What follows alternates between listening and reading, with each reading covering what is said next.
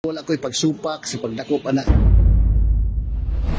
Aniya kita mismo karon sa gawas sa bodega sa nataho nga mga nadakpang Chinese Pogo nga naimutang driya sa Barangay Manay, Panabo City, atong sayran. Kahibawan nga ni atong Disyembre 6, 2024 sa Kadlawon, busted ang mga Pogo workers pinaagi sa puwersa sa National Bureau of Investigation Davao sa gituhuang Pogo o Philippine Offshore Gaming Operator Hub nga nadiskubre sa Panabo City.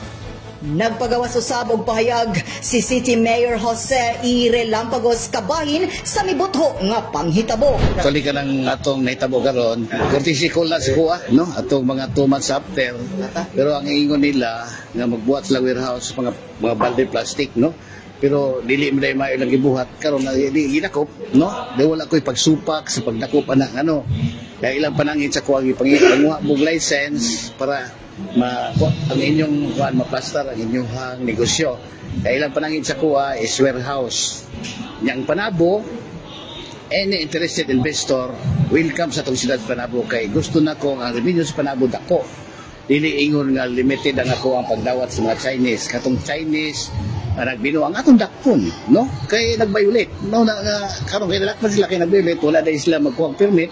Say, go ahead, NBI, nakita ko, police, investigate. Ano ba?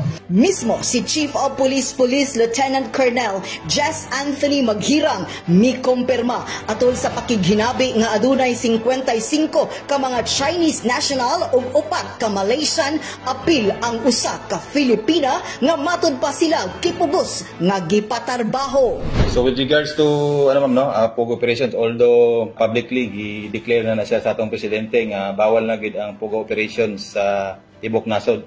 So as the local police pressing concerns nga ginatutukan po namo, wala gid namon ni siya na napansin nga naday emerging Pogo operations. Kay considering ang Panabo City is sa akong 6 months of stay as the chief of police, pag-abot pa lang ako nanagi siya mga Chinese personalities diri which engage sa mga legitimate businesses. Wala na mo napansin na sa Barangay Manay na naday mga nakasulod nga foreign nationals who are engaging in that illegal act. So we are very thankful sa NBI 11. Dugang pa ni Chief of Police Maghirang nga ang maong operasyon minglungtad og 4 ka bulan sukad sa pagbugna sa maong operasyon.